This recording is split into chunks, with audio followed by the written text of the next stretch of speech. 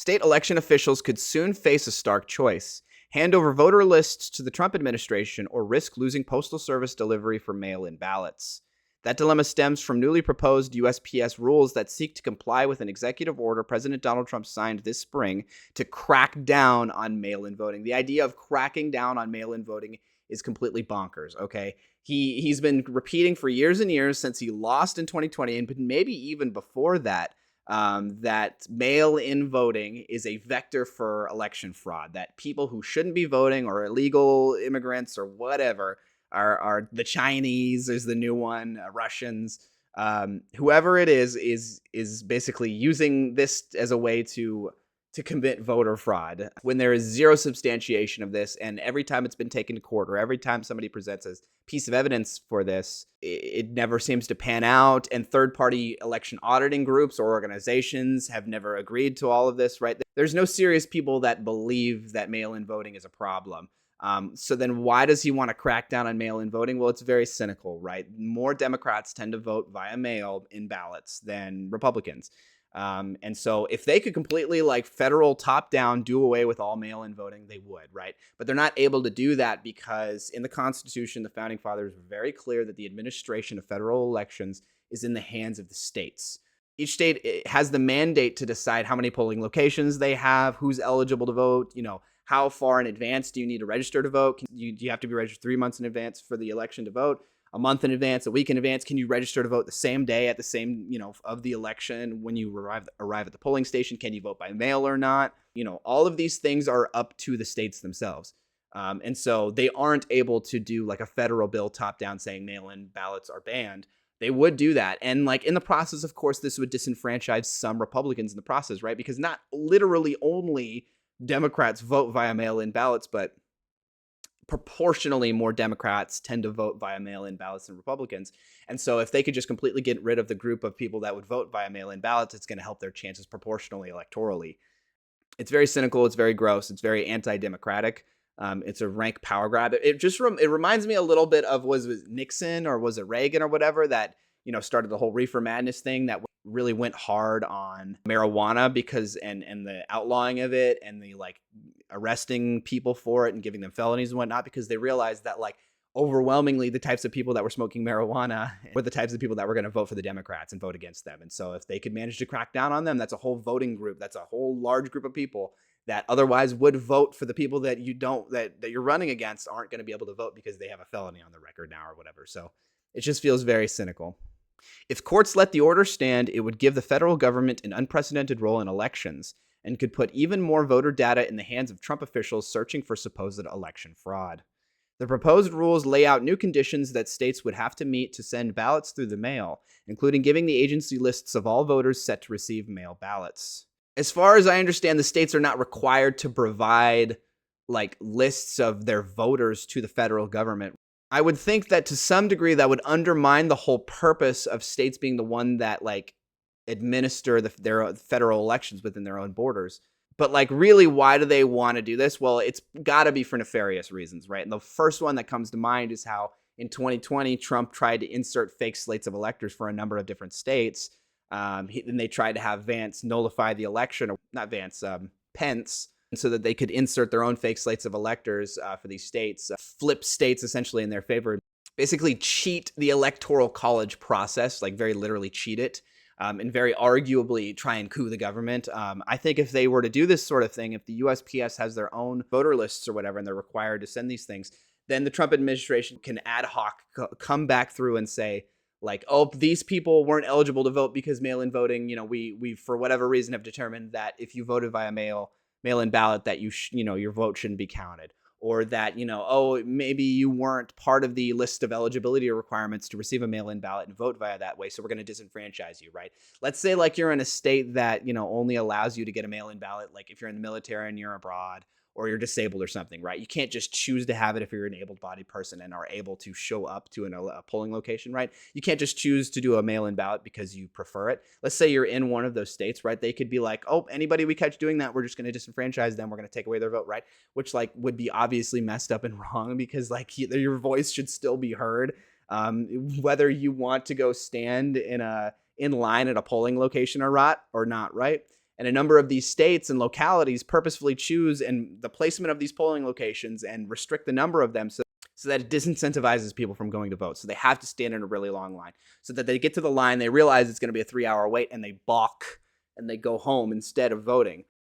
So yeah, I can't help but think that this is essentially laying the groundwork for some shenanigans, a la them trying to insert fake slates of electors in 2020, come possibly the 2026 midterms, but I think much more likely the 2028 general election. But who knows? I just cannot imagine that any of this is for good faith reasons, because we know for a fact, statistically, that election fraud does not happen on any scale that would affect the results of an election in any specific county or state or anything that would affect that would influence the results of the election, but especially so through mail-in ballots, right? There's no connection there at all. You would first need to establish that election fraud is happening to any degree that could influence the results of the election, and then you would have to make that connection to mail-in ballots. But that first step has not been made, and so the second step cannot possibly be made. So far, 23 Democratic-led states and the District of Columbia are suing, as are Democratic Party leaders and nonpartisan voter advocacy groups, setting up a potentially active summer of high-stakes judicial rulings. The Trump administration cleared an initial legal hurdle last month when a federal judge in Washington, D.C., who was overseeing one set of the cases, declined to block Trump's executive order, allowing the Postal Service to begin implementing it. The Democratic Party groups are asking an appeals court to speed up its review of that decision, warning that voters around the country could be disenfranchised in this year's midterm elections if the proposal is not blocked. I would imagine that like any good faith judge would clearly see through this nonsense, that like this is very, very clearly a power grab on the part of the federal government. This is very clearly the head executive, the president of the United States, directing the head of the USPS via executive order, whom he appoints, to try and gain control over the state's administration of their own internal federal elections, right? Like, which is completely against the Constitution, completely against what the founding fathers intended. And so you'd hope that if a good faith judge is able to see this, that they're going to see through all of this nonsense and find some way to block this. And you would hope that the legal systems are set up in such a way that like there is a way for them to block this, that they aren't able to just sort of like gamify their way around all of this using bureaucratic nonsense and loopholes and whatnot. And also, like, you know, if this somehow gets kicked up to the Supreme Court, they've argued multiple different times for other cases when they're coming up to an election that, like, it's too close to the election and we can't make a ruling on this sort of thing because it could influence the results of the election, you know, because we're 6 months out, right? Well, now we're at about like the 4 or 5 month mark, right?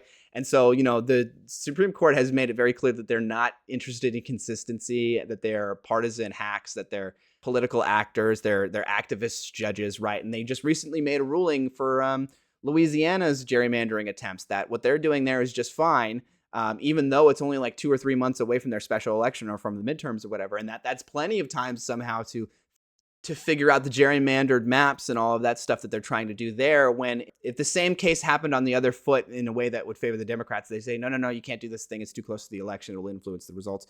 And so, like, you know, let's hope this doesn't get kicked up to the Supreme Court, because I have a feeling that they're going to side with the Trump administration on this one.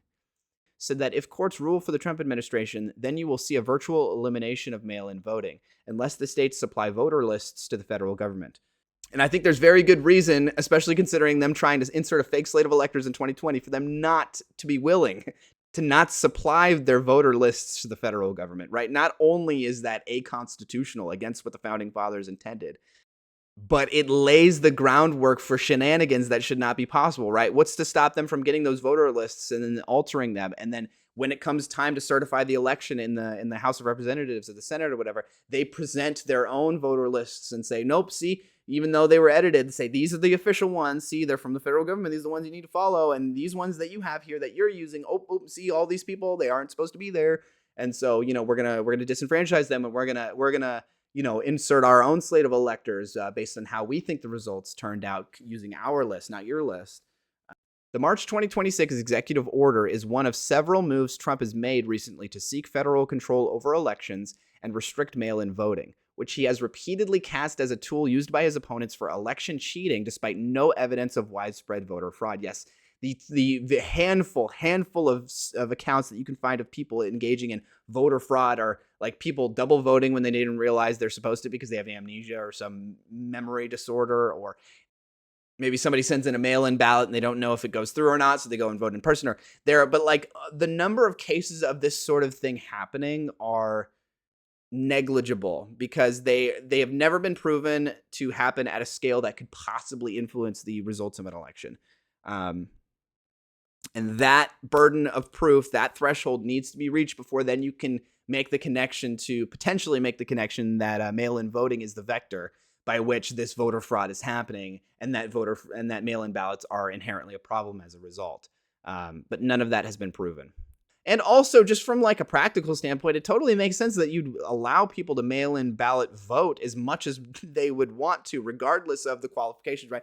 Ideally, you'd have it so that there's no qualifications, so that anybody, whether you're disabled or in the military or whatever, you could be just a regular person with a family or no family or whatever. You just don't want to go stand at a line for a couple hours in a polling station because you're in one of those states, in one of those counties, in one of those areas, or for whatever reason that purposefully restricts the number of polling locations and the placement of those polling locations, so that maybe you have to travel a really far distance or wait in a long line because they want to restrict the number of people voting, because they know that, like, you know, older people tend to show up really early and they're willing to wait in line and they're retired and they tend to vote more Republican, and that the kind of people who are going to be a bit more time strapped and who are going to be more willing to balk at voting when they show up at a polling location and the line is really long are going to be Democrats. And so they know the whole concept of all of this, the whole process, this whole nefarious reasoning helps Republicans in the long run. And so, but like, it makes sense for you to just allow mail-in ballots. Like, why in 2026 do we all have to be standing in line to do that sort of thing? Like, especially considering we don't do like a hand ballot thing, and rightfully so, right? You don't want hand counted ballots because it's just unrealistic and pointless.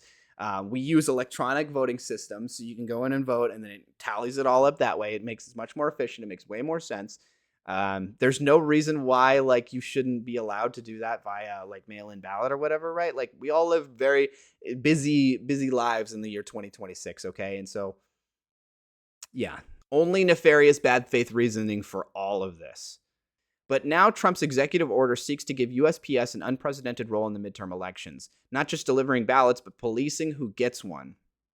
And like I said, because there's no serious substantiation that election fraud has happened at all or is happening at all, and no connection, therefore, secondary connection made to mail-in ballots, that all of this is just happening for bad faith reasons. That they want to gamify the system. They want to help Republican and conservative chances in the midterm elections upcoming, or the general election as well. While the language the Postal Service drafted still leaves states in charge of deciding which voters end up on the lists submitted to the agency, it tells the USPS not to send ballots for states that don't follow that process. The state's mail balloting programs must meet other requirements in Trump's order for USPS to deliver their ballots, potentially forcing some jurisdictions to completely redesign their mail voting materials. This would deny eligible people the right to vote, full stop, said Tobias Reed, Secretary of State in Oregon, one of the 23 states suing the administration over the order. This is not in the president's power, Reed said. It's absolutely clear in the Constitution states run elections. As the legal fight unfolds, Postal Service unions have communicated their concerns to USPS leadership about the order and how it puts mail carriers in the position of deciding whether to transmit certain ballots. Yeah, like, I just can't imagine, like, where does the buck stop with this, right? Where does the rubber meet the road on all this? Like, I have known multiple USPS workers throughout my life. I have a few of them who are friends. I don't see any way that they're going through all the individual pieces of mail and being like, yes, this one's good. No, this one doesn't look good. We're not going to do this one. Like, who's going to do all of this sorting? For an agency, the USPS, which is already chronically underfunded, and already has staffing issues all over the place, as far as I understand. As we read this draft, if a state does not comply with it, if they don't provide the information or the right format, then the Postal Service is going to simply refuse all of those ballots or whatever election mail it is. Trump's order also instructs the Department of Homeland Security to build its own state-by-state citizenship lists of eligible voters by pulling data from various federal agencies, fueling fears the administration could use the lists to pressure states to purge their voter rolls. Like I said before, yes, they could present their own, upon time of the certification of the election, they could present their own version of the voter rolls, of the voting lists, and say, oh, see, this doesn't match yours, we're going to go with ours, and that we're going to retroactively ad hoc remove certain votes or certain voters from the lists, from the results, and then therefore changing the results to the way that we want them to, right? Because like, let's be real, okay? If they followed the process like if that's the plan the whole time, if they're gonna go use their own citizenship lists or whatever, and then they have the ones provided by the states, the correct ones, and then they're going to try and insert theirs in favor of the states come the results of the election. When they're only going to do that if the results of the election are not the way that they want them to be, right? If the elections somehow turn out very favorable for the Republicans and Trump and whatnot, they're not going to go ahead with that process, right? There's no way. And so this is very clearly like a way to game the system, a way to cheat, basically. State election officials already have the ability to use a DHS immigrant record system to verify their rolls, and the program has come under fire for falsely identifying eligible voters as non-citizens. And so here's some clear evidence that like the system is not perfect, and that like there is good reason that like you shouldn't want to follow the federal voter lists, and that the states who are enshrined and mandated by the Constitution to be the ones to administer their elections inside their borders, that they should be the ones following their own lists, and that they would have better knowledge and a better understanding of who's on their lists, who's inside their borders, and who is eligible to vote than the federal government would be. The administration previously told the court that DHS was exploring whether the state voter data provided to the USPS could be used to help monitor mail-in and absentee ballot flows, identify anomalies that may suggest voter fraud or misuse, keyword here, misuse, and generate authorized investigative leads. So yeah, it seems like they're laying out very clearly what their plan is, right? They want to retroactively go back and say like, nope, these votes that you're giving to us, right? Like we actually won this specific county because this number of people who voted for the Democrats in this area aren't actually eligible to vote via your own rules or via our rules or our conditions or whatever it may be. And so we're going to retroactively ad hoc remove them and insert our own results, our own slate of electors, whatever it may be, right? That's clearly where they're heading with all of this, right? They want to cheat the election. They want to gamify the system. They want to disenfranchise people so that they can get the results that they want. American citizens are the only ones that are eligible to vote in federal elections or state elections or whatever it may be. But I think there's a decent moralistic argument to be had that like anybody, regardless of if they're like have full citizenship status or whatever, should have the right to vote in these elections, right? If these elections are supposed to be like deciding who governs you, and in a way like what you're going to be governed by, like what rules are going to be implemented, because like obviously who you're voting for is going to be associated with a certain type of ideology, certain laws that they are going to want to pass or remove or whatnot, right? If these things are imposed upon you, regardless if you're a full citizenship or not, or whether you're illegal or not, right? If you're a person living in this area, in this state, in this county, in this country or whatever, and you're a contributing member of society, you contribute to the economy, you're not committing crime or anything like that, right? I don't see any reason, like from a moralistic perspective, it makes sense that you would have a hand in the strictures of government that oversee you. And so I think there's a good moralistic argument that basically anybody living here and who isn't a criminal or something, or who was here in good faith and is a contributing member of society should have the ability to vote, to have a hand in the strictures of government that oversee them and at times arguably oppress them. Under the proposed regulations, the Postal Service will need to design and launch a portal through which states could submit a list of their mail voters along with a unique barcodes for each individual. They can't even agree on funding the IRS, who every like dollar that you fund the IRS for, they get like $5+ in return for collected taxes that they were unable to collect because the agency is underfunded and they don't have enough tax auditors and all that kind of stuff, right? You can't even get the Republicans to agree on that sort of a thing. So like the idea that you're going to get them to agree to fund the USPS more so they can do this nonsense. Actually, it wouldn't surprise me if like, I'm sure they're all on board with this nonsense, right? And they all understand from a bad faith, cynical perspective what all of this means and the purpose behind all of this. So maybe you could actually get them on board on all this. I don't know. But the idea that you'd get them on board to fund the USPS just in general is doesn't seem realistic. In addition to the lists of eligible voters, the proposed regulations include new standards for ballot envelopes, including barcodes that would help keep track of ballots, all of which pose challenges for smaller election officials with limited budget to revamp mail-in ballots. I'm pretty sure barcodes are like fraudable too. It's not like barcodes are a perfect way of doing all of this, right? I'm pretty sure you can make fake barcodes. There There are websites, in fact, that I'm pretty sure you can go to print out fake barcodes for various types of things. And so I would not be surprised if like it would not probably not be very difficult to go in and screw with everything and potentially commit fraud using a barcode system like this. This sort of barcode system potentially could be even more fraud prone than the one we use currently in whichever states allow mail-in voting in the way that they count and tally those votes currently. I see one immediate problem I see with there being a unique barcode with every single voter is that like it creates an identifying mark that like allows you to track how people are voting, which is not how you're supposed to do things, right? Voting is supposed to be an anonymous process. And I could only see bad things coming from that, right? Maybe some point in the future, which is not inconceivable, the Republicans like decide that like Democrats are all bad faith actors and that the Democratic Party is evil for whatever reason, and that anybody who voted for the Democrats should be targeted in some kind of way, right? A la like the Nazis did with communists or known socialists or liberals or whatever. At the end of the Weimar Republic and the beginning of the Third Reich, when Hitler was appointed chancellor. I don't like the idea of them keeping track of that kind of thing, right? And they probably would try and argue that that's not what they're doing. But if there's the barcode system in place, then they have the mechanism through which to track that sort of thing. And so that doesn't seem like a good thing to me.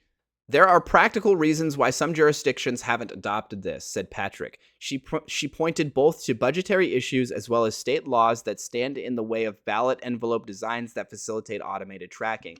That makes sense to me. It has to be along what I'm saying, right? So that not only, like, even if that isn't the intention right now for people to go through and track how people have voted, like, historically using this, like, unique identifier barcode system, that there isn't even the mechanism through which that it could be done in the future. In the case that such, like, a bad faith actor who would want to do that finds themselves in power and able to do that sort of thing. The Justice Department argued in court filings that there is no justification for such a compressed schedule. I feel like the Supreme Court, in many other instances, if it was not actively favoring the Republicans, would argue, oh, hey, this is too close to the election. We can't make this sort of change, guys. But because it's the Democrats, I'm sure if this somehow got kicked up to them, that they're going to say everything's kosher, go for it. Like they just did with the Louisiana gerrymandering case I covered, just a week ago, a couple of days ago. If it's one of those states that allows you to be registered, like come in and register at the polling location, like the day of the election, then like obviously, yeah, if they've submitted voter lists to the USPS in advance, then they wouldn't be able to like do that sort of a thing, right? And so, yeah, this could have greater implications on the way that these states administer their elections, even more so than just mail-in voting, which is like who's eligible to vote in general. Yeah, there's a number of states that like automatically send everybody a mail-in ballot like through the mail, every registered voter, so that they can just automatically do that and send it back through the mail, and they don't have to mess around with polling stations, right? Which makes so much sense to me, right? The whole process of having everybody come in and stand in line for this sort of thing, especially considering when we use electronic voting machines, which we rightfully should, is just so archaic and pointless and very expensive too, because you pay for people to come in and set up all these voting machines in all these different polling locations. These polling locations for whatever they're, sometimes they're in schools, sometimes they're in hospitals and various, rec centers and things like that, right? These places need to be closed down or partially closed down to make room for these the election time for these voting systems to be put in place. You need to have people potentially hired. A lot of times it's volunteers, but sometimes people are just straight up hired to come and work these polling locations. Maybe you even need security at these polling locations, right? It's just an archaic system that isn't necessary and isn't very efficient. This is all very nefarious and cynical and bad faith, right? There's no evidence. There's no serious substantiated evidence of voter fraud, and you need that serious substantiation of voter fraud happening to then potentially make the connection to mail-in ballots being the vector through which it's all happening, right? But none of that has been made. There is no evidence that voter fraud happens on any scale that could potentially influence any election anywhere, the results of any, even an individual county, right? Let alone an entire state. And so all of this is just based on bad faith nonsense. They clearly just want to either they want to lay the groundwork for some shenanigans come the midterms or potentially come the 2028 general election, right? They want to potentially ad hoc change the results of the election in certain states and certain counties or whatever, based on how many people are mail-in, using loopholes and weird shenanigans and bureaucratic nonsense surrounding mail-in ballot voting. Even if it gets to a good faith judge who can see through all of this, right? It's possible that like legally everything is sort of kosher because they're able to basically use loopholes and things that like yes, they're undermining the intentions of the Constitution and the founding fathers and whatnot, but like that there really isn't anything they can do with it short of like making an extra legal ruling that like goes against the whole purpose of being a judge or whatever, and the legal system and consistency and whatnot. And so like I'm hoping that like there's a place the buck stops on this, right? That there is some sort of legal line that this is crossing, and that this eventually ultimately will get struck down by the Circuit Court of Appeals or the Supreme Court. Even if it gets up to them, I have no faith if it gets up to them that they're going to rule objectively on this, or that they're going to delay this because it's too close to the election and it can affect the results of the election, which it absolutely could. And so yeah, this is no bueno, not very good, pretty nasty and bad faith and cynical.